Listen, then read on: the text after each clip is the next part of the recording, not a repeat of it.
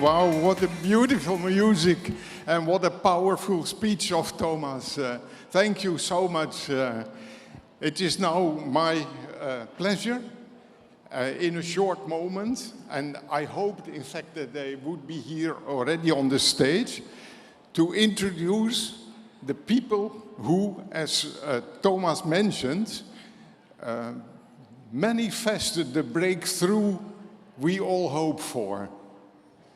I have to first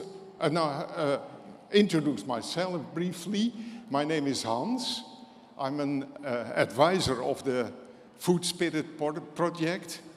I was born in the Netherlands, but I came to Thailand because I was interested, and I met him in the Netherlands in the work of Ajahn Sulak Sivaraksa, who's a good friend of Thich Nhat Hanh and also a pioneer of engaged Buddhism. The second teacher, because Thomas asked us, are teachers important for you? Yes, so Ajahn Sulak really is an important teacher for me. The second teacher I would like to pay homage to is Ajahn Pravesh Vazi, who enabled that we are here together. He founded Thai Health Promotion Fund, as an enormous visionary, and for many years already, so much work is happening thanks to his vision and determination to create concrete possibilities for us, and especially for young people also. And we are, as the Food Spirit Project, we are happy now that we can contribute to this enormous fest from the point of view of spiritual health. Now, one of the things we discovered when we started this project, we did literature research on the perception of the World Health Organization, WHO, on spiritual health. And we discovered that it's kind of up and down perception. It's not stable perception. There are periods that there is no recognition of spiritual health at all, and there are periods that spiritual health is recognized as the fourth dimension of health: physical health, mental health, social health, and spiritual health. So we thought, so is spiritual health a kind of optional add-on? And then we really reflected and went into depth in what spiritual health really needs. And we discovered, no, this is not at all the case. Spiritual health, in fact, is the primary source of health. And we try to illustrate that on, look at physical health, look at our body. It is so complex. There are so many systems. We have blood system, we have the respiratory system, we have bones, we have muscles, we have nerves, and go on, much more complex than that. And how is it possible that such a complexity manifests in a healthy body? Well, there is what we called spiritual health works as integration agency. The fact that this complexity becomes a meaningful, not only body but also mental being and social being,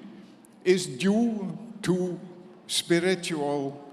force, spiritual, we call it agency. Integration agency. Now, so it is not a given that people understand immediately when you speak about spirit what it is, and it is also difficult to explain. It's very, you cannot grasp it, spirit. It is like space. Space, you can frame space in a room or in a house or in a city, but space itself is infinite. And the same with light. Light, you cannot see light, you can only see the reflection of light.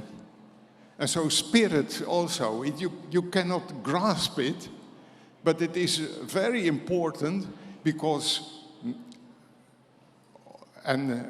Thomas spoke about evolution. The evolution of our reality is based on a meeting, interaction of matter and spirit. And this spirit and matter interaction creates life. Well, that is a kind of philosophy. You can believe it or not, you can have other world views. And our worldview that this is the case was challenged also by the spiritual health division. So, okay, if that's a philosophy, but how can you apply it? And then we said, okay, food is such a concrete part of our lives. Let's try to apply our worldview on food. Because, and that is why I'm happy that in a minute, I hope they would be there already, but in a minute our friends from Asia will speak about the reality, because this origin of life in terms of evolution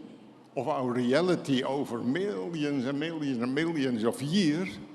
is recreated on a daily basis in farming. Farmers bring spirit and matter together and create food for us. And that is such a vital role in society that we really have to venerate and recognize the farmers. And in modern times, we do not only speak about the farmers, now we speak about food system. What is food system? It means that the farmers bring the food to the consumers. So there is an interaction between farmers and consumers, and that, if we work together, becomes a system. And I am part of this Food Spirit project. I learned from Balapa, who is the leader of this project, we should not talk about consumers, we should talk about food citizens. So we as food citizens, we work together with the farmers work with us, and that is how we create a food system, a healthy food system. And that is such a vital role in our life. And that also, to make it, to conclude what I want to say, that is an important area where the breakthrough, which we all hope that will come, will manifest. Thanks to the collaboration between the consumers and the farmers, the producers, the food citizens who produce and consume, and those in between, we can co-create a world which is based on service rather than on profit. So we would like to invite now the moderators of the session, Ajahn Pakorn and Lady Moderator Q, to invite our partners from Asia, from We have 3 new partners from Indonesia, from India, and from China. And we have partners from the Mekong region who are our long-standing friends and allies in this struggle, in this movement to make the food system an agent of breakthrough. So may I invite the moderators now to take over from me, and thank you all for coming and for joining this contribution to the Soul Connect Fest. ปรบมือดังๆด้วยนะคะ Thank you very much Mr. Han Van Willen Ward for your presentation. He is advisors of Food Spirit by I&I. Thank you very much for the topic of universe in a bowl of rice. If you would like to get more information, as you see, they have the booth in front of the stage over there. And so this week, guys, we're going to go to the next section that we have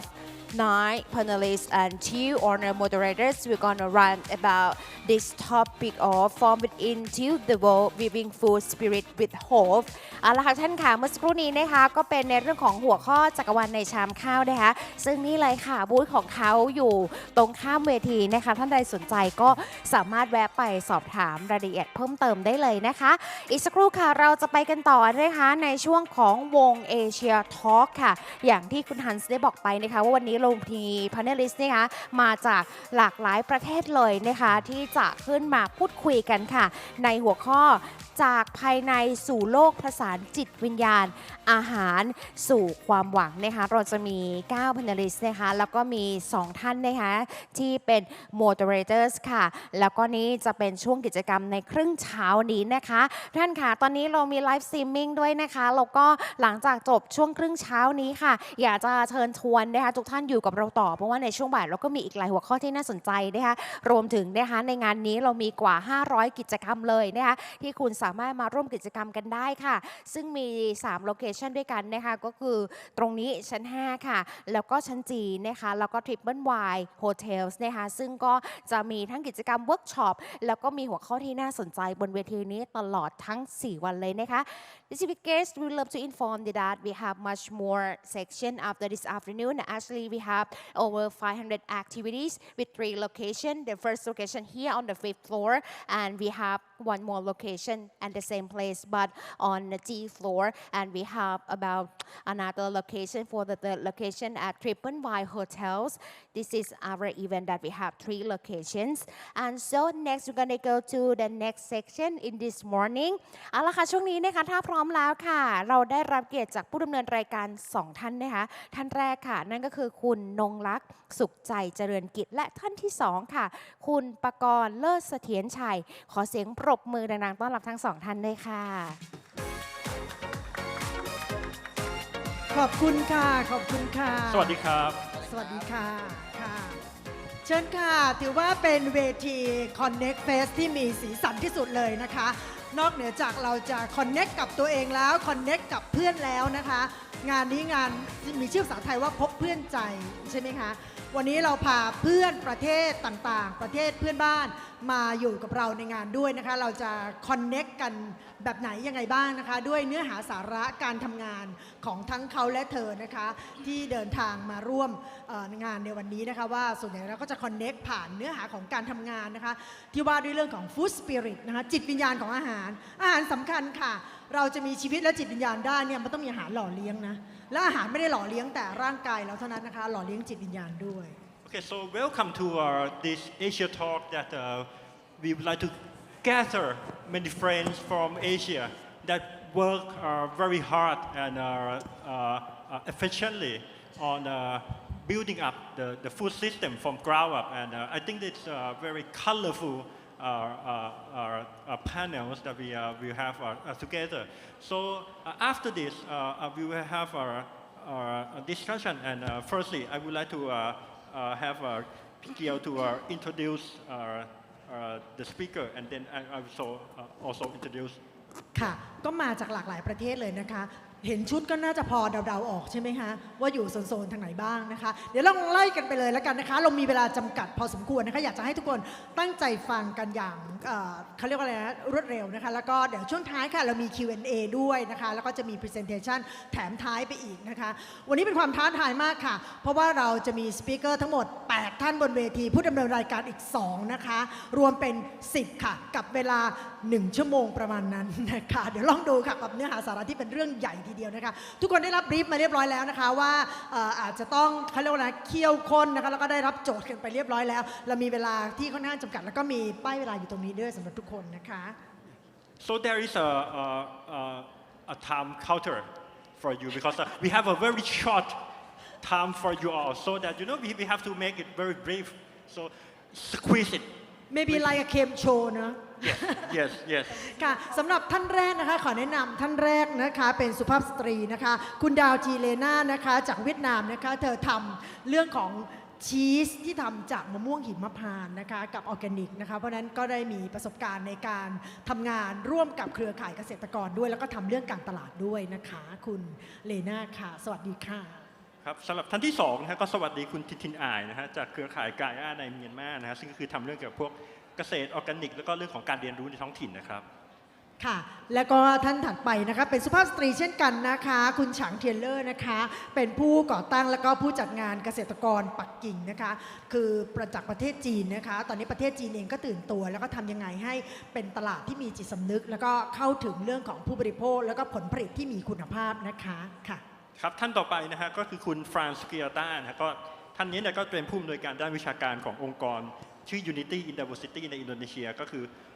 มีพลังมากในการที่ว่าช่วยเป็นกระบวนการในที่ต่างๆนะครับเพื่อที่จะดึงเอาความรู้จากหลายแหล่งนะฮะมาผสานกันนะฮะก็เชี่ยวชาญมากโดยเฉพาะเรื่อง theory อยู่นะฮะครับค่ะและท่านถัดไปหลายคนที่อยู่ในแวดวงอาหารและการเกษตรบ้านเรานะคะคงรู้จักเป็นอย่างดีเจ้าชายผักนะคะคุณปริ้นนะคะค่ะคุณนครลิมปตะคุปปถาวรนะคะซึ่งก็ทำบ้านเรียนรู้เจ้าชายผักนะคะรู้จักเขาตั้งแต่ยังเป็นวัยหนุ่มนะคะจนตอนนี้เป็นคุณพ่อลูก2แล้วก็เป็นเจ้าของศูนย์การเรียนรู้บ้านเจ้าชายผักนะคะมีแฟนคลับมานะคะปรบมือได้กรี๊ดได้ค่ะ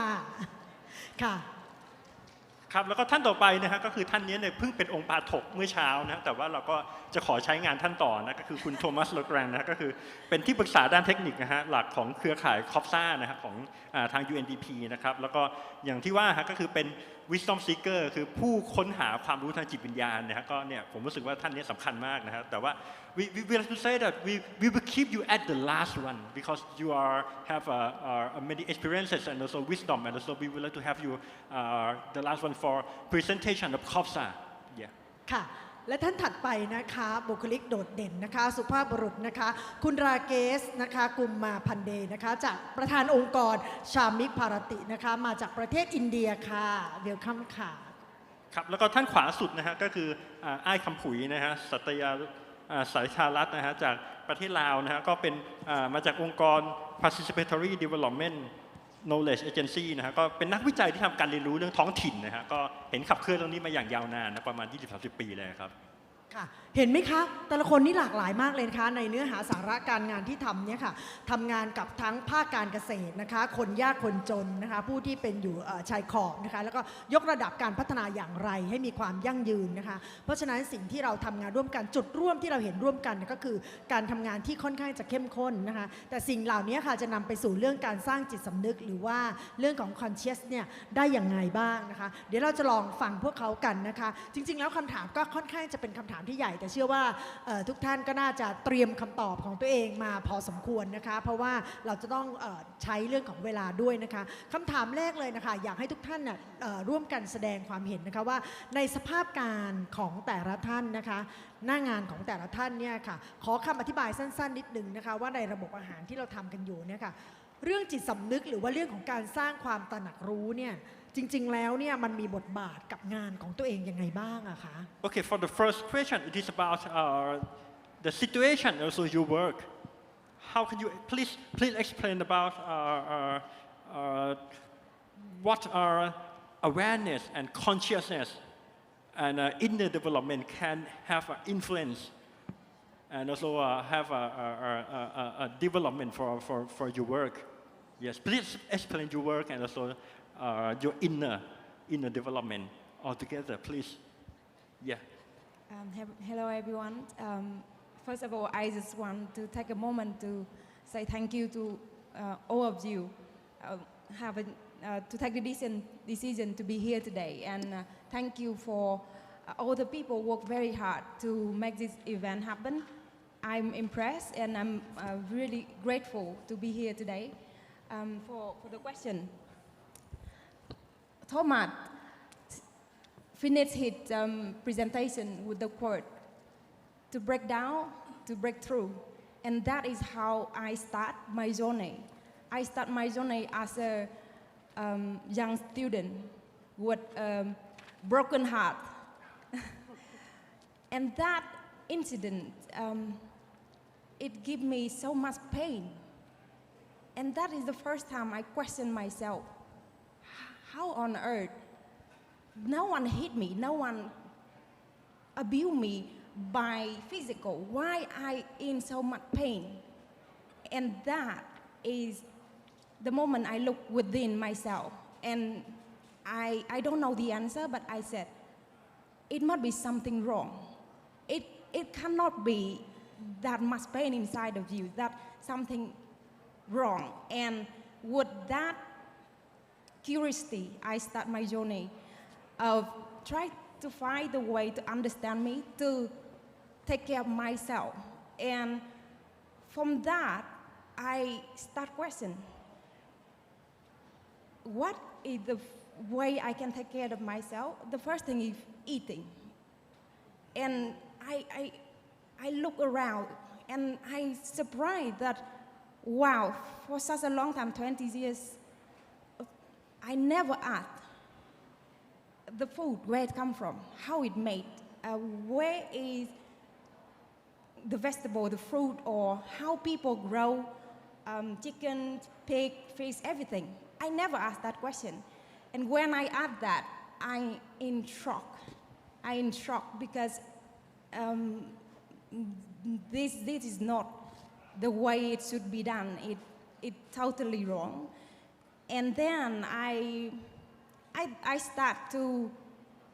find my way out by knowing more about just like a conscious choice every day. And that's how I start the interest in agriculture. And then why I choosing a local nut, cashew nut from Vietnam, and it have to be grown in ethical way, organic way, to make a plant-based cheese. It sounds bizarre because where the dot, where the connecting of all that. But that is how I try to connect the people, the farmer, the people who eating the food. For me at this moment, I thinking what I'm doing is an invitation for people to taste the joy of nature, what possible from real food can transform someone. And then that journey it's almost 10 years, and I never look back and ask and count how many years, because I'm very bad at number. However, back to the question. Now, when I sitting here, and for the first time, I feel like I'm coming home. I'm coming home, and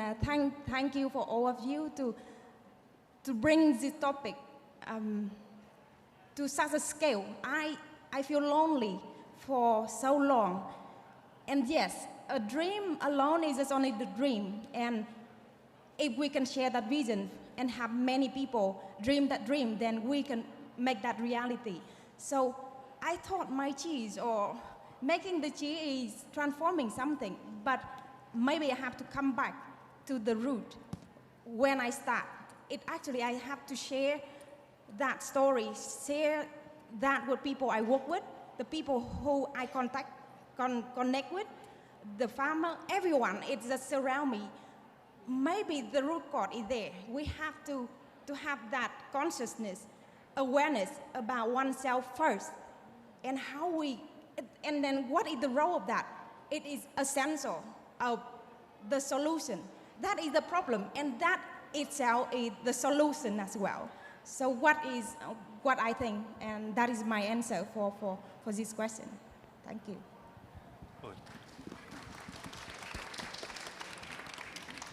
Thank you that you are very impressive answer that you connect with food and also the people all around that can heal yourself. Yes, please, next one. Thank you, everyone. Let me start with my personal story. I'm a child from a peasant family, and it's a very low peasant family from very remote area of the country in Myanmar. And my parents always wanted us, I have 5 siblings, they always wanted us to be well educated and be employed in the so-called highly performing companies or whatsoever agencies there is. And so we were taught to work very hard at school, and luckily we were not in the situation to pursue the so-called dream because we were in the kind of like 1988 uprising when I was in my early teenage, and we could not continue our education at some point. So we started exploring other possibilities to survive instead of going for education. We had to work very hard to find ways to support our life and our communities, of course. And so I started questioning, what's the use of going to school when I cannot even feed myself? And that's a big paradox in me. And then, making the story short, after some time, I was adopted by a family to go for education, to continue my schooling. And then, well, I became a very arrogant and a very revolted child. And I left my foster family to search for my dream because I did not believe anymore in going to the mainstream way of life. I did not believe anymore in the system since then. See, I was in my late teenage, and I was totally against the whole society norms. So I started walking out, and I found many young people who were sharing my kind of life. And I started working with the orphanage in a very remote village near Yangon. And I said, this is not the answer. Trying to help the orphans is not the answer. Why do parents still have to leave their children after they've given birth to these children? So I started searching for more meaning. And so I kept digging deeper into the whole system that is going corrupt since then. And luckily, I was kind of like connected to an organization who was starting to work in Myanmar on development. Some of you would know Myanmar Development Foundation. And I happened to volunteer there as a translator. There, I was exposed to many different paradigms and also like starting to translate many documents that are supposed to be supporting to the community development field. And I started questioning, because the proposals that came from the villages, they talk about their sad stories, how they need help. And then I was starting to think, who is reading this paper that I'm translating into English? Who actually is making use of this information? For what? I started questioning many development agencies since then. I was very kind of like doubtful. I'm not very good in kind of being kind of like permissive, and to be submissive is not my type. So I started questioning, who is reading my paper? How much should I put all the information that the villagers are giving in? Because I'm worried what they're going to make use of the information. Because at that time, that was in the early 2000s, and most of the information about the country is still off record. There is nothing you can find on the website about Myanmar. And so after some time, I was sent to Thailand to work with SAM Thailand. And I was going back and forth in between the two countries and exposing and talking to different people. And I got the chance to work closely with Ajahn Sulak and our late mentor, Ajahn Pracha. That really opened my mind and making me confident that I was thinking on the right track. Because before that, I felt like I was the only person going against everything and the whole world. And when I talked to Pracha and Ajahn Sulak, then I realized, okay, I have friends who are thinking the same way. And I have people before me who are already thinking that way. So that was my first move into this. And Ajahn Sulak and Ajahn Pracha always talk about self-awareness as a kind of education, because we work a lot on education, because myself, I did not believe in the mainstream way of education. We searched many different ways to education. And so we try to kind of like find ways to bring the awareness, develop education in a way that bringing some, whatever we have the potential inside us to come out and grow. This is something we call education, and that education should be brought up into the wisdom, not just about knowledge and information. So this also comes to, we talk about the spirituality, not just about mental well-being, not just about intellectual, it's more about our rootedness. Like Ajahn Pracha used to call me, you are totally uprooted. And I was very, very angry. How can you call me uprooted? Yes, in a way, we have been exploring the world outside of us so much, and we forget ourselves. We forget where we belong. And we started trying to put ourselves into different boxes to fit in. But because we do not belong anywhere except ourselves, where we belong, where we rooted in. So this being rooted, to know where you belong to,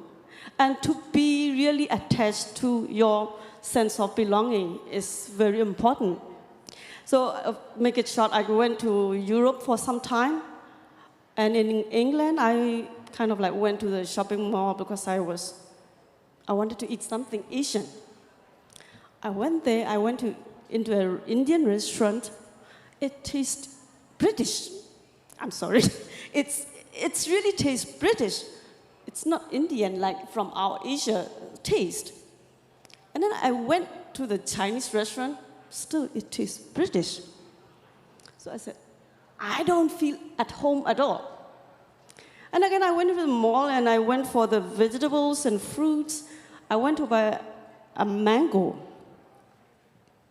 Because at home, we have mango tree at home, and I would not come down the tree until I'm full on the tree. I sit in the tree, I pluck it, and I eat it as a child. But then I had to buy with 5 pounds for one mango. I looked at it, it came from Colombia. Why do I have to get out of my mango tree,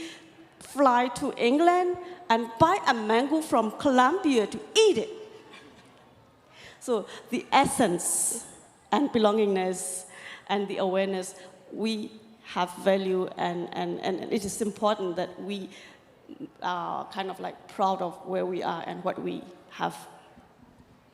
ขอบคุณค่ะก็พูดได้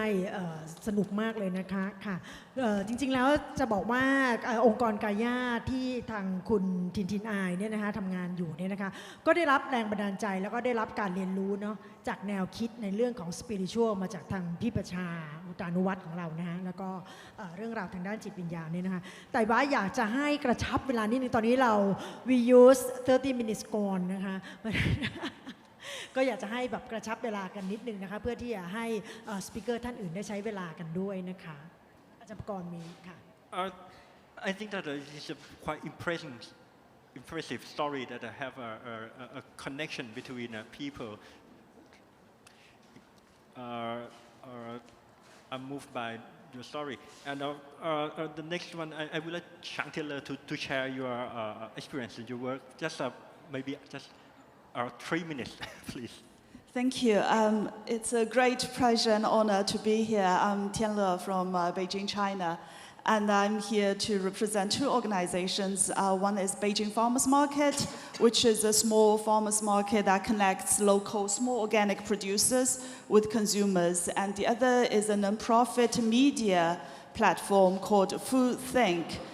to think about food. So we write stories about organic farmers. We investigate into the problems with our food system, especially the industrial, how corporate control over our food system actually make it broken and cause so much problems. But I would like to share a little bit about my story and how we got into this. I was born and raised in Shanghai, the most metropolitan city in China, so I had nothing to do with farming, but I was trained in journalism, so I had a sense of social justice, and I was as a teenager and a young person, I was always interested in why the farmers who provide us with food, the most essential elements to our lives, are the poorest population in the world, in China. Which I think that's the most fundamental social injustice in our society. But I didn't know what I can do. I was interested in rural development, and then I had a chance to, send to the countryside for a while, and realized I was completely useless there. I didn't speak the dialect, I know nothing about farming, so I decided to pursue my journalism career anyway. And then I had a chance to work in agriculture, sustainable agriculture, and all my university roommates laughed at me. What does she know about farming? She's never been a farmer in her life. And one of my roommates, who comes from a rural background, says, of course she can work on agriculture because she is a foodie. I care about food all the time. My parents were very good cooks. I'm always the one who chooses restaurants when we have a social gathering. So I care about food. And that's the moment I realized how disconnected urban people are to their food and to nature and to where, to the farmers. It's important to make the connection. That's how when I started to work with farmers market, I think it's a very interesting, important entry point for urban consumers to remake that connection, to understand where food is from and who grows it, and how different methods of growing food has an impact to our environment and in society. So we started the farmers market 15 years ago. In Beijing, started as a pop-up market. Now we do 2 or 3 markets a week in different parts of Beijing, and we have a network of farmers market all over China. Different cities have their own similar markets. But then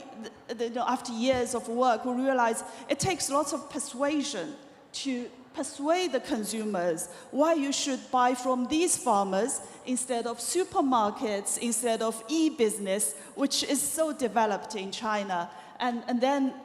so we started Food Think to write about all these issues. And I think that's something me as an urban consumer can do for the whole community. And now we have a team, writing stories, doing research on climate change, agroecology, biodiversity, and to really rebuild the connection and to make a food community with urban consumers, food citizens, and ecological farmers to support them to have a more sustainable way of farming. Thank you.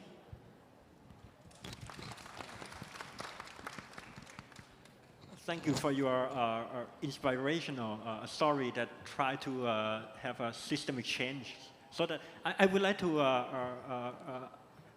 ask also Franz, because he is a very expert in system thinking. So could you please explain your work and also your thinking about how can we change the system. Thank you so much. Good morning, everyone. Thanks for having me. And greetings from Indonesia, from Jakarta, to all of you.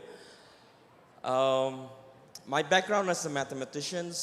and I think and I feel that I'm always drawn to something that's seemingly complex. I always said I love complexities, I don't like complicated. And looking from the system perspective, the food system that, or all system, as a matter of fact, that we are using at the moment, that somehow it is invisible for all key actors of the system, from the upstream to the downstream, to be able to see the value, the cost, and the residue of things that we are doing within the system that we are operating. We are obsessive, making compartment for every process in the system as such that we are unaware of the consequences of the system that we are using today. And echoing what Thomas was saying in the speech about reductionist, and that's also the effect of the education system, that we are all trained in our education, that's such that we are busy looking down rather than looking up.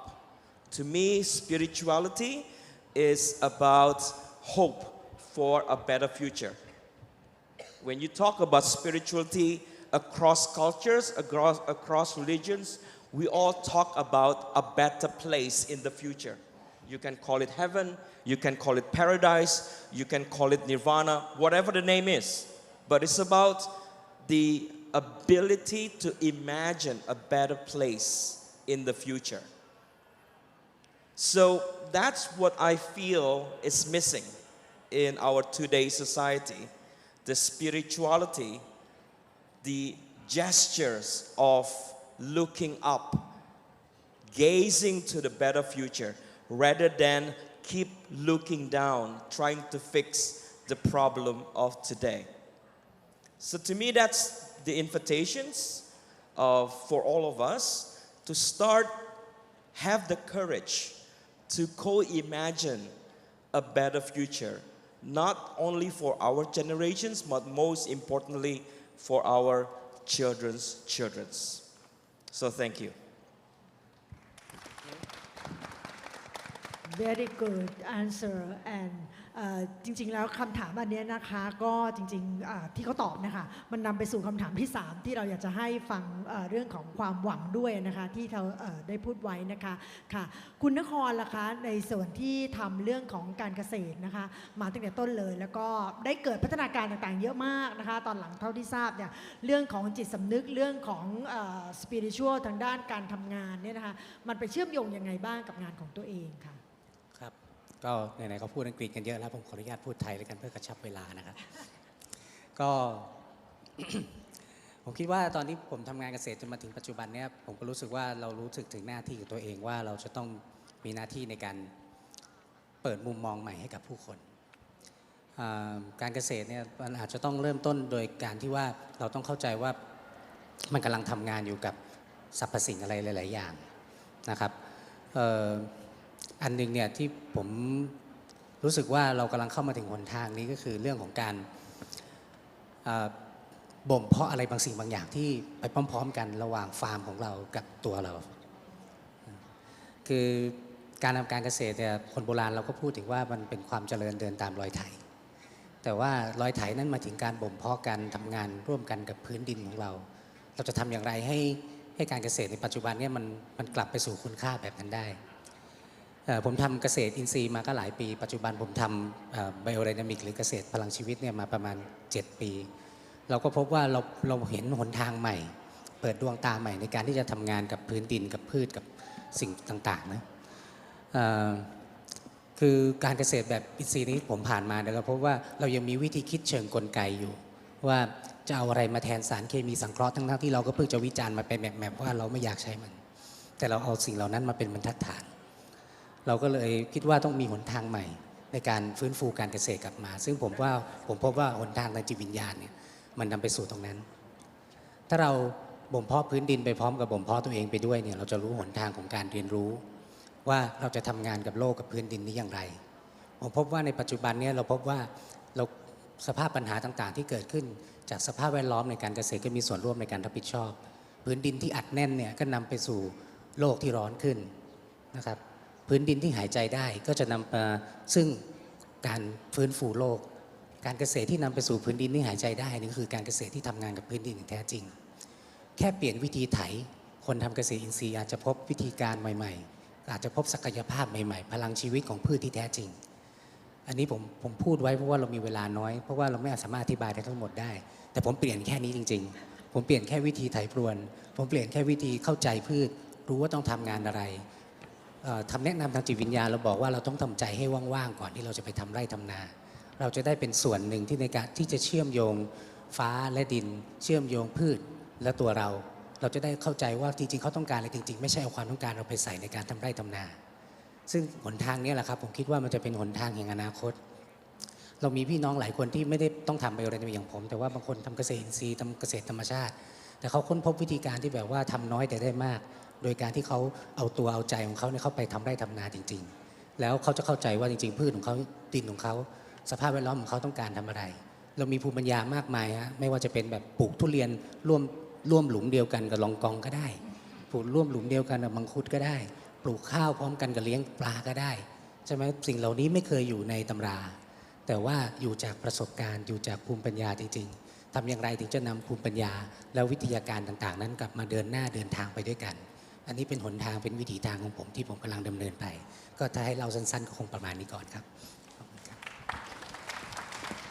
Okay, thank you. I will have a short summary in English because he said a lot about the wisdom and also the wisdom from the ground. And I think the main point is that the cultivation. You cannot cultivate only not just a plant or something, but you have to cultivate your mind also. And when you cultivate your mind and yes, you, if you see the word of agriculture, yeah, agri is mean a land, but culture is mean cultivation. This is the meaning of the whole language that we have. If you see in Chinese language, you have the field, and you see the plowing machine on the words of the Chinese word. But if you see in the words in agriculture, agri and culture. In German, Bodenkultur. Boden is a land and Kultur is culture also. In Thailand, Gasetakam, Gaset is mean land. Gam is mean you're doing, you're being, your action. And it's the same meaning. Yeah. Yes, yeah, great. and then he dig deeper than a mechanistic view that dominate our society and also our industrialization, and I think this is quite a very important point that Prince said. And so I would skip Thomas and then go on to Rakesh. Please, Rakesh. Thank you. I come from an organization working with the small and marginal farmers in northern India. We have been working with the farmers for about 30 years, and in our work we realized that the agricultural processes have become such that the food that they are producing now is not to be eaten. Food should give nourishment to the body, but it is poisonous in a way. At the same time, farmers are not able to make money for which they are doing it. 50, 60 years back, before the start of using chemicals in agriculture, farmers used to do agriculture based on natural processes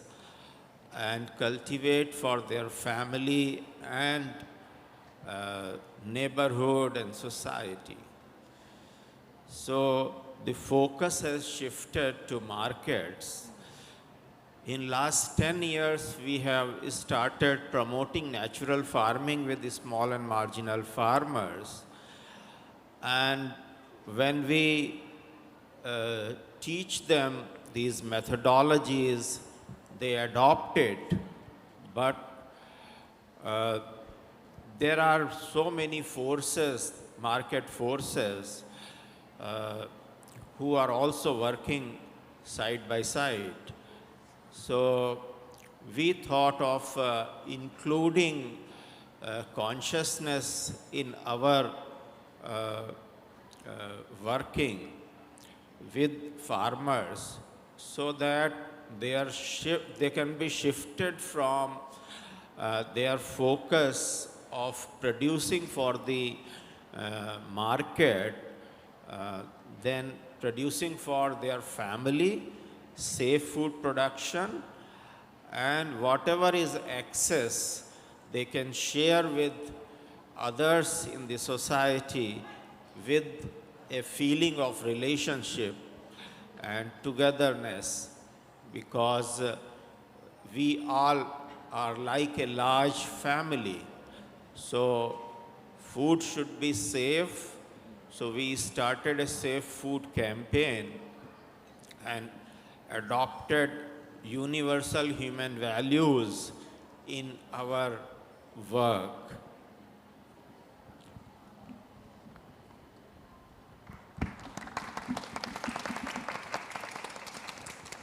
Okay, thank you for your experience from India, and also your point on togetherness and the way that you can bring people together for the safe food. So next, I would like to ask Kampui to say, yeah. Ciao, Sabaidi, Laos. So good morning, I'm Kampui from Laos. So thank you so much for inviting me to be part of this very amazing sessions sharing about food spirit. In fact, I have been working with several number of organizations, including national, international organizations. In 2005, I was falling in love with the local NGO called PADEC, which stands for Participatory Development Training Center. In fact, PADEC has been born almost 30 years with the first started project called Rice-Based Integrated Farming System Project. So that time I have no idea what farming system looked like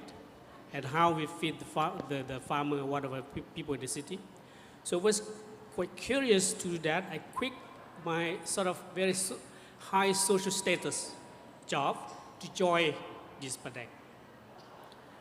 Well, after PADEC has been operated almost 20 years and has been closed in 2019, and I have with my team to establish a new one, which is called PACA. PACA stands for Participatory Development Knowledge Agencies, but it's normally schools. So we carry on the vision and mission of PADEC, meaning that the vision of our organization is called Education for Sustainable Development. With that philosophy, we form a curriculum we call Youth Leadership Program,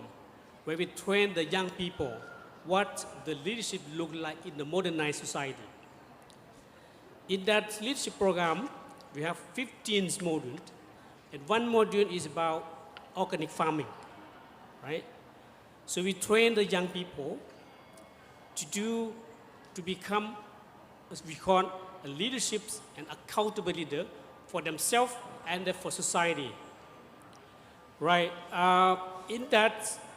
15 modules, we asked the young people at the beginning of the coming to our school please share your dreams. What is your dreams? Your dream must be helping yourself, helping your family, and supporting the community. Every youth coming to our schools have different dreams. Their dreams surrounding about, lifestyles. We want to be more, a lot sort of rich person, so on and so forth. But through the process of training or to become a leader, we have proposal writing project, right? Where we translate the dream into the project, into the micro project. We call a youth-led action project. With that project, at the end, they come with a project about food production. Amazingly, that the youth coming from different provinces, at the beginning they have the dreams which want to be, very a high profile person. But at the end of the 3-month, 4-month training, the dreams come to a very narrowed down to the root cause where they come from. That is about food production. And that's very amazing to me. So to help them to realize the dreams as a farming project, we connected the Laos CSO working on agriculture production. That are Alicia Network, you may have heard that one.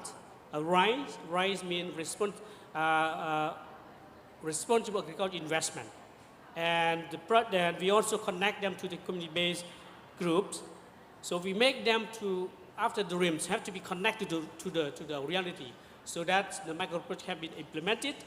with the support from APACA. That's what we are helping the young people of Laos to become more accountable and responsible adult, which taking care of their food. Voila. Thank you. That's my intervention. Thank you. You get very enlightened. ค่ะขอบคุณมากเลยนะคะแล้วก็จริงๆแล้วเนี่ยเวลาก็ใกล้หมดแล้วนะคะแต่ว่าเรายังเหลือคำถามอีกขอเป็นอย่างนี้แล้วกันนะคะคำถามที่2เนี่ยคิดว่าใครที่คิดว่าอาสาอยากจะตอบเนี่ยเดี๋ยวได้เลยนะคะเดี๋ยวให้อาจารย์ประกอบช่วยเป็นกรรมการด้วยนะคะว่าอาจจะแบบตบไฟหรือเปล่าไม่แน่ใจ ค่ะคำถามที่2ก็คือว่าเนื้องานที่แต่ละท่านทำเนี่ยค่ะเจอปัญหาความท้าทายอะไรบ้างที่เผชิญอยู่นะคะแล้วก็จะทำให้สิ่งนี้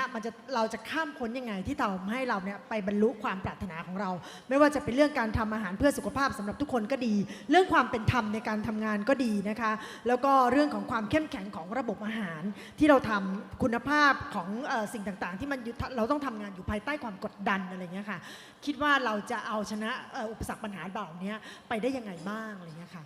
The second question, in short, it is about what are the major obstacles and what are the ways to overcome them. And because of our limitation of our time, so that I would like just only 3 of you to volunteer answer this question. So, which one would be the first one? Okay. Maybe 3-person, right? 3 or 4. Yes, please. Okay. Please, Lena, please. So for this question, I've been thinking, and what is the obstacle we have to overcome, right? To able to achieve what? Healthy food for everyone, no suffering, equality for everyone. What else? Many things. So what is that? Is that we try to create the heaven on earth. Is that right? If we have all of that, it means that heaven is here. So how can we achieve that? From what I think, our world, our reality is a reflection of the inner world of us, right? So in order to overcome all that, before I think by my mind, but now I feel that to able to create the heaven now, it means that we have to create the heaven within. I think that we have that power to heal ourselves, to share love, and from that, then we can transform. Otherwise, it's just gonna be a circle. just go round and try to solve something. But that is the result of the mind. It's not the real thing we need. So my answer is look within, create the heaven inside, offering the world your best self. And that sounds crazy, but that is my answer at this moment. Thank you. เก๋ไก่มากเลยค่ะบอกว่าให้สร้างสวรรค์ภายในใจเราก่อนนะคะที่จะเอาชนะปัญหาอุปสรรคได้ Well, that's why I'm here actually, because I find that around the world, farmers, consumers,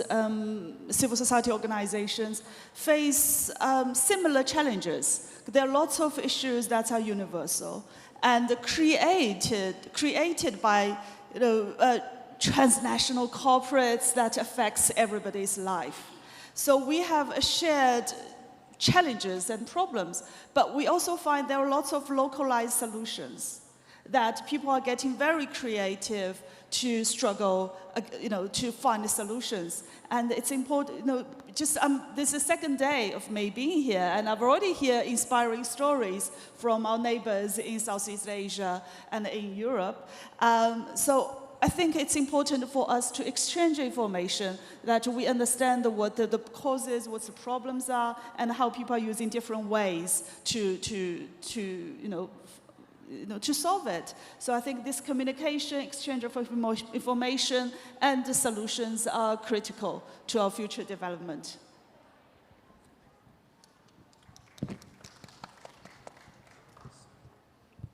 I think one of the most challenges today is vis-a-vis the food spirit. I think because you have a modernization coming into your house, to preserve a traditional knowledge and practices is a challenge associated with the food production. Because as long we, comfort with so many food productions in the society, namely junk food or fast food, and they may harmful for the young people to lose the meaning, the value of the food they eat. And that means the knowledge that had been made before by the parents for years and years can be lost. I think that has to be one of the challenges for today generation, I would say. To overcome that, to me, it has to be documented how our parents prepare the food, what are the ingredients in one type of food they produce. It has to be proper documented and share in the form of education. That can be integrated into education curriculum, that we can train and transfer on this knowledge to our young generation. That's why I can see. On the other hand, I think there must be intergenerational learning transfer between the elderly and the younger people to learn from each other. At the moment, I can see that the education somehow, somewhere disconnected between generation to generation. So that's what I see. Education has to be compassed with 4 pillars. I mean, environment, culture, heart, spirit, and economy. Let me recall, this is a balanced development model that has been initiated by my expiring, I would say, leader, Somatsampon. Voila, thank you.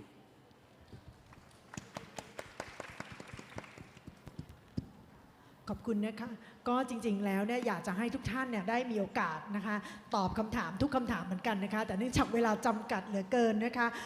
ขออนุญาตไปที่คำถามที่3นะคะเผื่อท่านใดที่อยากจะไม่ได้ตอบในรอบที่2ก็จะมาตอบคำถามที่3ก็ได้นะคะคำถามที่3เนี่ยก็จริงๆแล้วก็อยากจะทราบนะคะว่าแต่ละท่านเนี่ยค่ะมีข้อความหรือสารแห่งความหวังอะไรบ้างนะที่อยากจะส่งต่อไปสู่คนรุ่นใหม่หรือว่าผู้คนที่กำลังเผชิญอยู่กับภาวะวิกฤตต่างๆอย่างทุกวันนี้นะคะคิดว่าอะไรที่เราอยากจะส่งต่อความหวังให้กับพวกเขาอะไรอย่างเงี้ยค่ะมีใครอยากจะตอบไหมคะคุณเป็นดูขยับ ขอเป็นคนแรกเลยก็ได้ค่ะเชิญค่ะ I think that the hope is I like the poster from Hans that say the way out is in. When you connect you with your own inner peace, you can will find your own way. This is some suggestion maybe from yourself, but it's not your lower self. It is from your higher self. And when you practice this, digging your own heart, your own mind more and more, you can find your own way. I think this is the spiritual way. But in the practically, if you can, for example, like when you eat, if you eat in more and more humble and more respect of your food, you can find how mindful when you have your own meal, your own meat eating. In my experience, I have some experiment in an anthroposophic way. When you eat conventional food, comparing with the a food from the nature system, or for example, like a nature farming, organic farming, biodynamic farming, you can will find the different, not only the taste that from your sense, but also you can find the different about your mind reflection, your soul. As, in our experiment, we call the soul color. When you express as a color in the paper, you can see the different color of the paper. Most of the conventional food that express in the kind like a desire color, for example, like a red one or a orange one, but if you coloring in the paper from the natural food, it's a color of light. It's kind of like a yellow and green is a color of nature. You can find your own nature in yourself. If you are more and more humble in your food and your consumption, you can connect with your meal and your earth. And it's the same way when I practicing in my farm, in our farm and our farm friends. It's just change the way that we cultivate the soil. It's just working like a plant root, penetrate the soil very softly and working with the nature around them. And this is very effective when you practice organic farming before. But if you do it like this, you have less of the attempt, less of the action, but you can get more high yield and more high understanding with the working with the nature. I think this is our new hope. It's kind of like we open the new eyes to the nature, to the our food, and we will see the new future together. Thank you very much. Who is the next? คุณ Rakesh ค่ะ Yes, there is a lot of hope available. Now education is available to every child.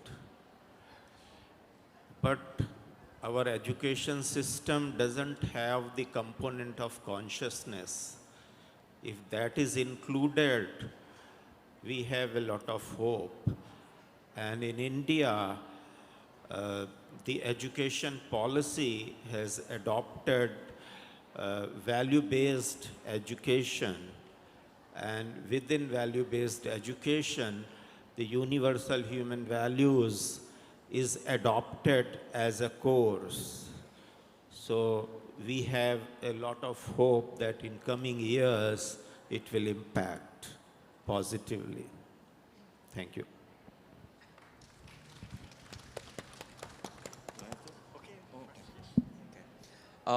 So I think the message that I like to leave behind for especially the young people towards the future, focus on 3 C's. The first C is competence. And today's world needs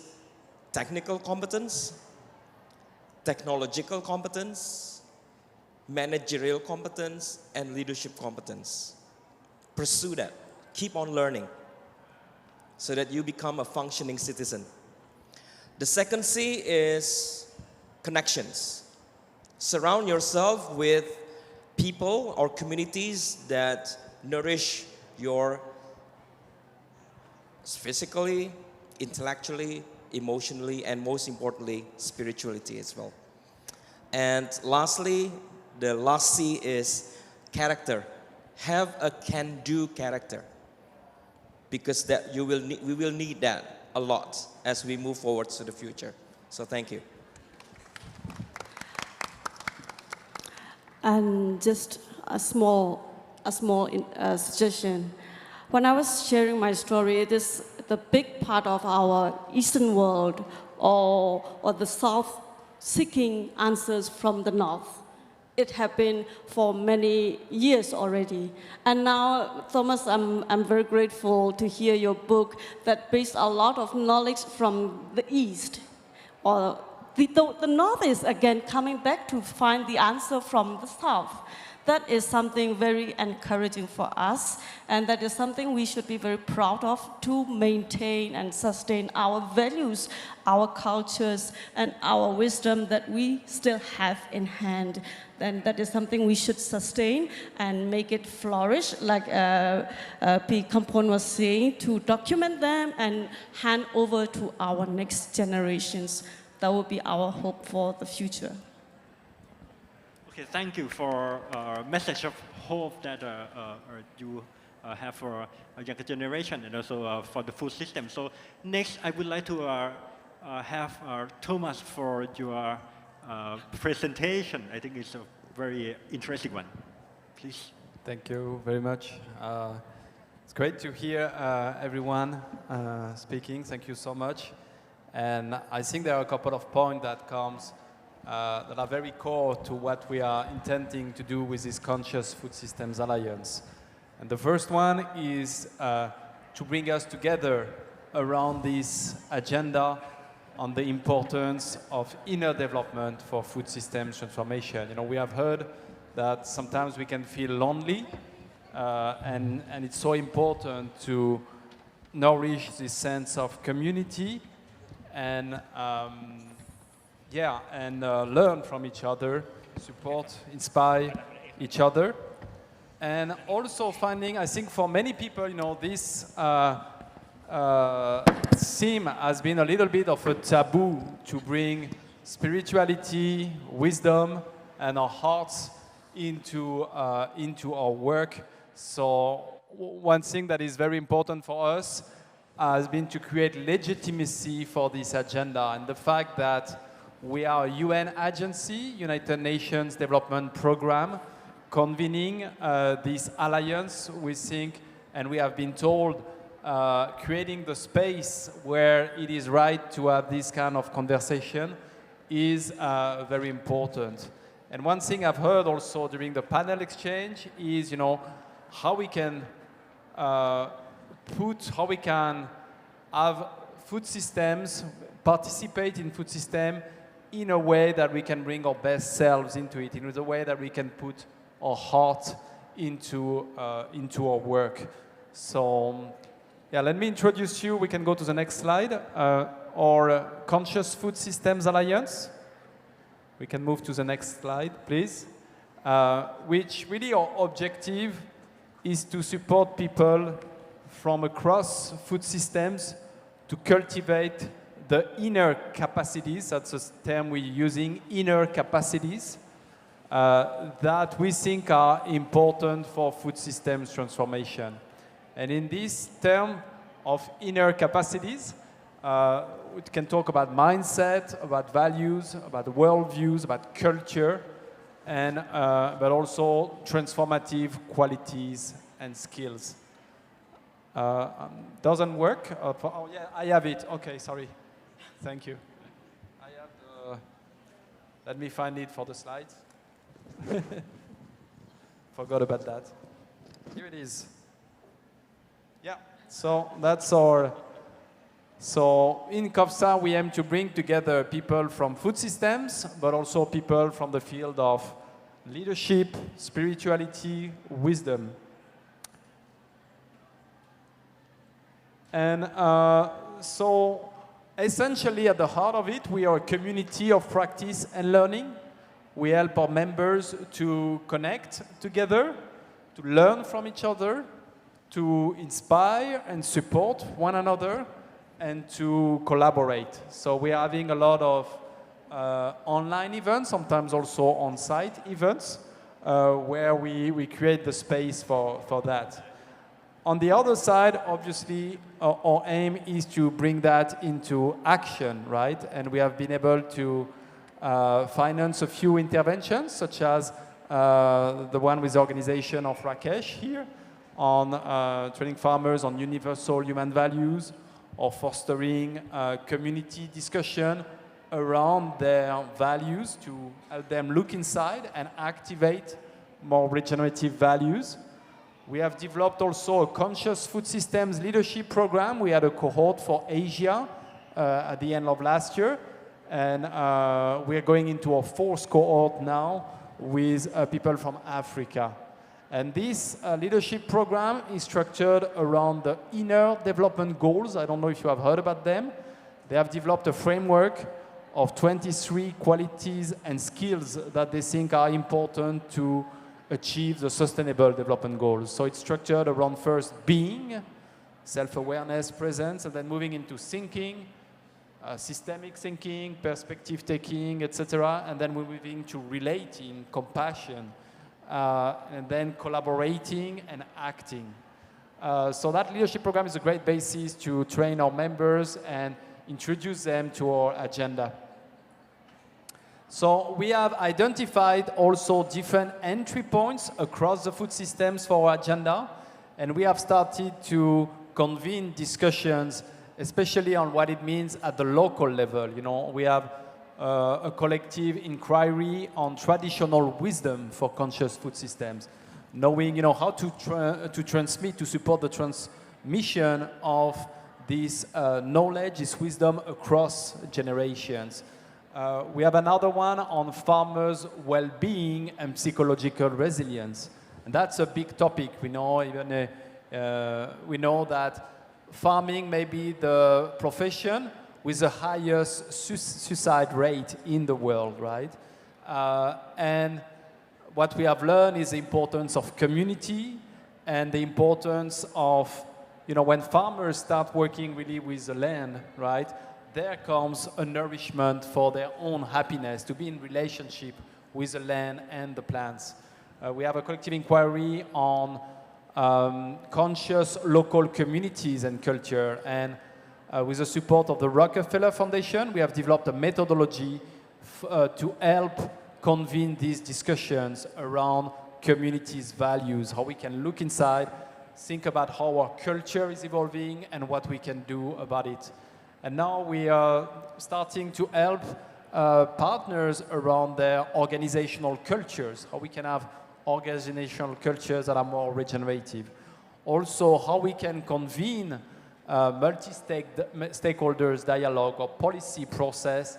and can we activate at the beginning a sense of connection to self, others, and nature, holding space in a way that allows more connection and deeper conversation. And we'll be also working on conscious consumption, how we can support traditional food cultures that are often depreciated, and also about the link between mental health and diets, right? And with tools like mindful eating, for example, that have been shown to be very effective for that. So that's our strategic priority. We have identified with our members. First, establish the role of consciousness for food systems transformation. So we are a really new field that we want to position, giving the voice to our members so that they can tell in their own context, as we have seen today, what is the role of consciousness, what is it important for the work they are doing. We want to also to strengthen the science. Actually, we have a special issue now open in a scientific journal about conscious food systems.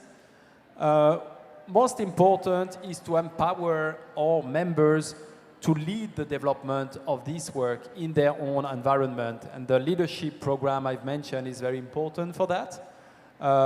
giving them the tools, the references, the connections also to be able to develop that agenda. And we have seen that in particular, meeting in person is so important to activate that connection, that sense of community and these possibilities for collaboration. We want to demonstrate impact also through intervention on the ground. So that's why we have started to fund a few interventions through our conscious food incubator. And we are looking on how to integrate that into UNDP projects and programs. We know that's a complementary approach. There is a lot of work being done by UNDP on food systems, and we just want to integrate that missing dimension we feel about consciousness, about mindsets and values or leadership. And finally, more an internal goal about, so as I mentioned, it's a very new field that we are trying to establish. And of course, it was not so much on the agenda of the donors we are working with. Often, UNDP works more with government as donors. And we have found that actually private philanthropic organizations are a bit more flexible and open to this agenda. Last year, we convened a donors roundtable around the role of interchange for food, nature, and climate. And it was next to my home in France, next to Plum Village. And actually, we had this first day in the monastery, just practicing mindfulness, hearing some teachings, practicing walking meditation, mindful eating, and then, being in a sharing circle in the forest to share from our hearts and listen deeply. And, people were very surprised. They were not used to come into a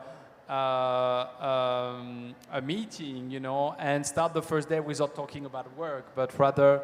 nourishing that connection to ourselves and to each other. And it was really a demonstration of how effective it is, because then we had 2 days of workshop together, and the sense of connection that we have built opened doors for things that would not have been possible without that first day of practice. And yeah, they were really, I even have a photo of all of them lying on the grass in a circle, just to say the sense of connection that we were able to create in only 3 days is quite amazing. And now some of them are already in the way of supporting us financially. So that's, very good, and we'll keep working on that. And finally, strategic partnerships. We want to share this work with key strategic partners, not us in UNDP doing all the works, even the global works we want to share. And obviously, more at the regional level, at the national level, we see our members eager to create COFSA regional hubs, COFSA national hubs. And for us, it's not for us to tell you what to do, it's rather for us to support you in what you want to develop. So, yeah, I'm very happy to see this work now flourishing, being very well received. We have built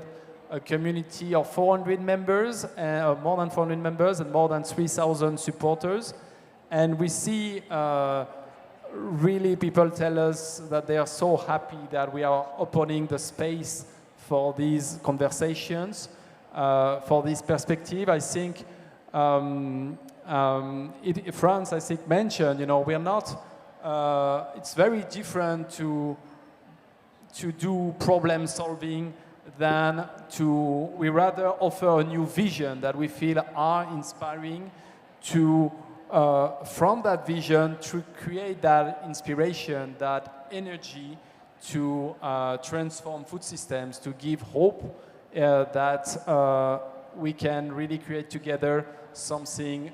different. So maybe the next slide, I think we have a last one. Oh, that's for me, calling to myself.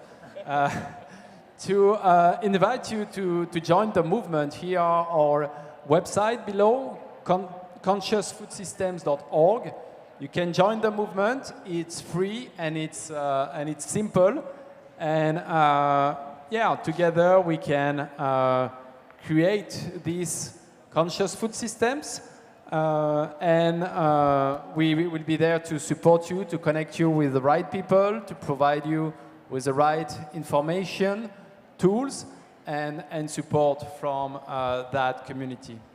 So thank you so much, and looking forward to connecting with you during the days we are here in Bangkok in this Soul Connect Festival. Thank you so much. Thank you ค่ะก็ขอบคุณนะคะแล้วก็สำหรับในช่วงนี้นะคะเดี๋ยวยังไงเรากลับไปนั่งเป็นวงดีไหมคะ Please let's join ค่ะแล้วก็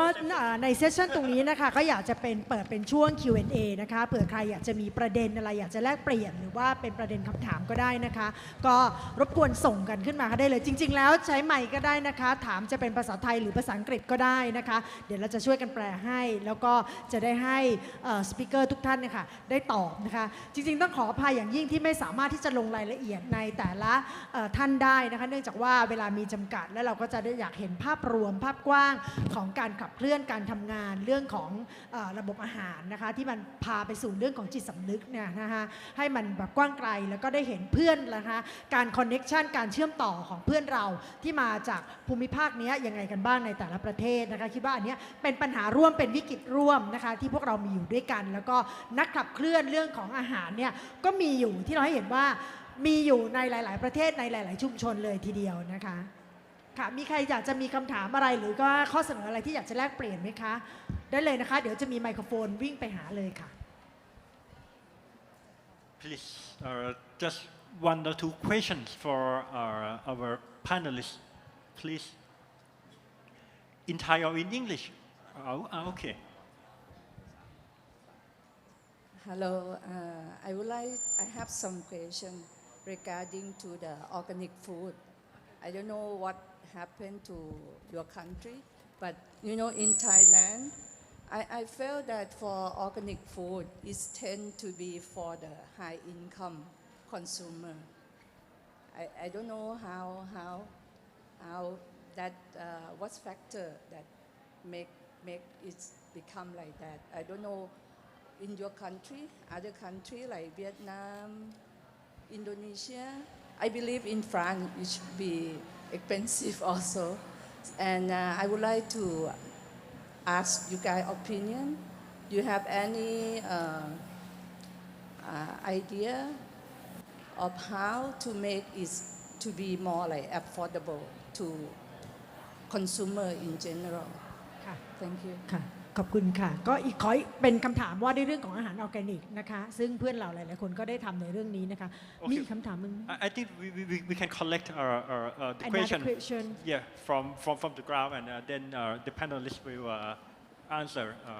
ค่ะคำถามแรกจะว่าด้วยเรื่องของระบบอาหารออร์แกนิกนะคะว่าในประเทศที่เขาทำงานกันอยู่นั้นเป็นอย่างไรบ้างเมื่อเทียบกับบ้านเราเนี่ยอาหารออร์แกนิกก็ค่อนข้างราคาค่อนข้างสูงการเข้าถึงก็อาจจะไม่ง่ายนักนะคะมีคำถามอื่นอีกไหมคะจากท่านอื่น Okay, please.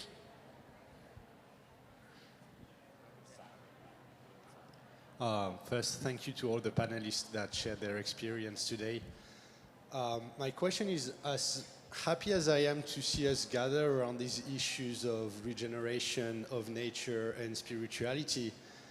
I'm sometimes questioning whether we're ever going to get support from governments, and if I kind of see there's two ways to take it, either as a separatist movement where we gather together and we create an alternative, or whether we're going to be able to get the government support to do a massive, large-scale transition of society. And especially that question for you, Thomas, because I think you're working in these spheres, and I'd love to hear your point of view on this. Thank you. Okay, we got two questions already, so which one would like to have an answer? I can answer on first. Yeah. As far as the high price of organic food is concerned, yes, generally it is high priced because the producers think that they are doing something great. But there is another issue that the price of agricultural commodities in general have been very low in the society. So a little bit extra is reasonable, but definitely the prices should be almost at par, 10-15% plus the normal chemically grown is okay. So in my place, what we are doing, we are preparing farmers in a way that when they produce crops with the natural practices, their cultivation cost reduces. So they should be satisfied with the normal prices that they get in the society, in the market, and not expect extra price. So that is what we are practicing. Yeah, thank คุ you. ณฉานเชิญเลย Can I add something? Like in our country, even if you want to sell at high price, people cannot afford anymore. So instead, because we work with people for a long time already on organic movement, and we try to adopt organic for all instead of organic for elites. So we try to make it more locally circulated movement, which means we try to produce in the community and make it consumed in the community themselves. In that way, try to also make it small in terms of the amount and sizes of farms. And so the price is not very much different. But of course, the farmers do not really make profit, but they are happy. We are happy. Well, sometimes I'm tired of defending the high price of more natural, environmental friendly, social justice food. I think we sometimes need to look at the other way. Why is food so cheap? Is there any social, environmental cost that everybody is sharing? And can the environment really afford that cheap food? Can the social structure afford cheap food? Can farmers continue to afford their livelihood to produce so cheap food? I think that's the question we need to ask. And then it comes to the question of government's role. What is the government doing to support agriculture, to support the rural community? In many countries, we can see that taxpayers' money goes to subsidy that is not sustainable, that is not smallholder farmer friendly. And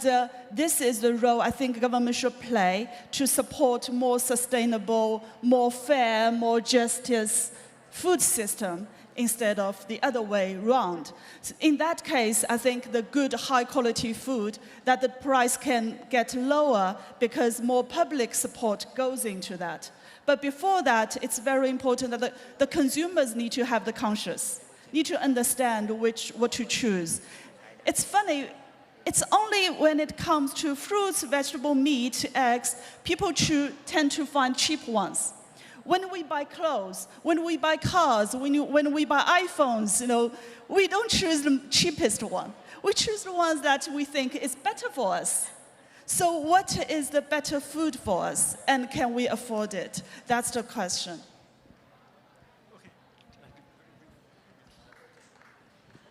So, for your question, I've been asking that for a long time as well, even though I'm the one who sells the product and I consume food, but then I buy a vegetable from farmer, from supplier, and this is a secret between us. I didn't say this with my investor or like partner, but the fact that we bought the ingredient from our partner, would the price similar to like retail price? We don't have wholesale price. And then, so the question is where the margin for the product, right? So, but I think the question not about why food expensive, but it's about that is our basic need. So how can we not outsourcing that in the first place? How can be individual or community can able to find a way to provide that? So then it's not about the price, right? Because we outsource very basic thing that we need. But if we can able to do that in our power, in our community, then we only buy the thing it's maybe not necessary, right? Because the necessary thing we already can able to afford. So that I think is I try to answer for myself, because the way I create business, I thought that I solved some problem, but then customer complain, why organic food so expensive? But then farmer complain, I've been working and building this farm for 10 years, and I don't have enough money to afford for my child to have a better education. So then I think that we should ask the different question, like how can we build a different system that not individual but community can grow, not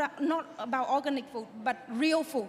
that nurturing earth, nurturing the soil, the environment, and that's it. Then no more compare price. And I'm talking in terms of I'm a business owner and I'm producing as well, but I still find I'm stuck in the middle of all these questions. Yeah, thank you. Okay, thank you. And the last one, please, Thomas, just 1 minute. Yeah, Sorry. But the role of government, and to say, yes, the priority for us has been to gather, I would say, the tribe, the people that are already in this agenda but feel somehow isolated. What we have found also in our strategic retreat, I think 2 years ago, we did a systemic constellation, and what appeared from that was that actually we should not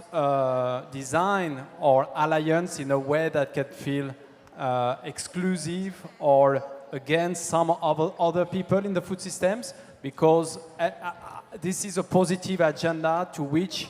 everyone, even people from the old systems, want somehow to be associated with. So it's very important to remain inclusive. And with the role of government, yeah, I think we're getting there. I mean, the first, what was important at the beginning was really to build this alliance and to look for the energy of all the people that are associated to this agenda already. But I think we're moving. I'm confident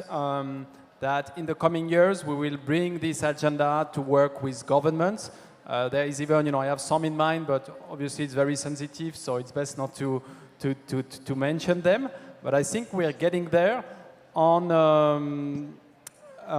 Monday, it's how do you say? It was not unplanned, but it happens that there is a regional conference next week, bringing all the people in governments in Asia that are the head of food systems together to take stock about their experience following the Food Systems Summit, UN Food Systems Summit that was held in 2021. So there is a stock-taking exercise before that will be in Africa, but they have regional dialogues in different regions. And I've been invited to speak about our Conscious Food Systems Alliance in that conference on Monday. So I'll be talking to, I think there are heads of food systems from 16 countries that will be in the room. And we will have a discussion largely framed by my speech about Conscious Food Systems Alliance. So I think we're getting there. Just need to be a bit patient to see that agenda integrated into governmental efforts. And obviously, it's a great strength that we are bringing in with UNDP for that. Thank you. Okay, thank you, Thomas, and thank you, our panelists and also our audience that we dream together to make a new reality. And also, I think that this panel shows us that we can weaving interbeing. Interbeing is I think that's a new way of alliance that we can go on together and have a more synergy to have a systemic change. And I would like to say that tomorrow we will have a workshop on food as commons, and I think commons is the same theme as interbeing. So our audience and also those who join this Soul Connect Fest. So if you have time, please join us tomorrow on a workshop on food as commons. So in the afternoon. So lastly, I would like to thank you all again. Please. ค่ะแล้วก็ในช่วงท้ายนี้นะคะก่อนที่เราจะแยกย้ายกันไปคอนเน็กกับฟู้ดสปิริตในแบบของเราเองเนี่ยนะคะก็มีข่าวประชาสัมพันธ์นะคะใครที่รับฟังตรงนี้แล้วเนี่ยก็สามารถไปที่บูธของฟู้ดสปิริตนะคะเพียงแค่คุณหันหลังไปเท่านั้นเองนะคะไปฝากความคิดเห็นนะคะหรือว่าความชื่นชอบนะคะข้อแนะนำติชมต่างๆได้ที่บูธฟู้ดสปิริตนะคะแล้วก็ในวันพรุ่งนี้ค่ะที่บูธของฟู้ดสปิริตนั้นก็ตอน 10 โมงเช้านะคะจะมีการพูดคุยกันนะคะว่าเรื่องราวของเมล็ดพันธุ์อาหารนะคะที่เชื่อมโยงกับจิตวิญญาณของอาหารของคนพม่านะคะก็ใครที่ต้องการรับฟังก็เรียนเชิญได้เลยนะคะวิทยากรก็จะเป็นคุณหนอองนะคะจากประเทศเมียนมานั่นเองนะคะวันนี้ขอบพระคุณทุกท่านมากๆเลยนะคะแล้วก็ขอให้ทุกคนได้เอนจอยแล้วก็ค้นหาฟู้ดสปิริตในแบบของตัวเองนะคะวันนี้ขอบพระคุณลากันไปก่อนสวัสดีค่ะสวัสดีค่ะเอาล่ะค่ะปรบมือดังๆนะคะ Thank you very much everyone could you please remain on the stage everyone could you please remain on the stage and have a very good section together and thank you very much for all 9 panelists and 2 moderators. I heard that you come from many countries. Everyone, please remain on the stage and stay close together and look at the same camera and the center is in front of the stage and have big smile. เรียนเชิญนะคะทุกท่านยังคงอยู่บนเวทีนะคะขออนุญาตเก็บภาพสักครู่หนึ่งค่ะสำหรับทุกท่านที่อยู่ด้านหน้าเวทีนะคะอย่าเพิ่งลุกไปไหนนะเดี๋ยวหลังจากการถ่ายภาพนี้นะคะเราจะมี QR code ขึ้นด้านหลังนะคะให้ทุกท่านได้มาสแกน QR code เพื่อที่จะส่งความคิดเห็นนะคะให้กับเซกชันนี้นะคะเอาล่ะค่ะเรียนเชิญค่ะและนี่ก็คือเซกชันนะคะวงเอเชียทอล์ก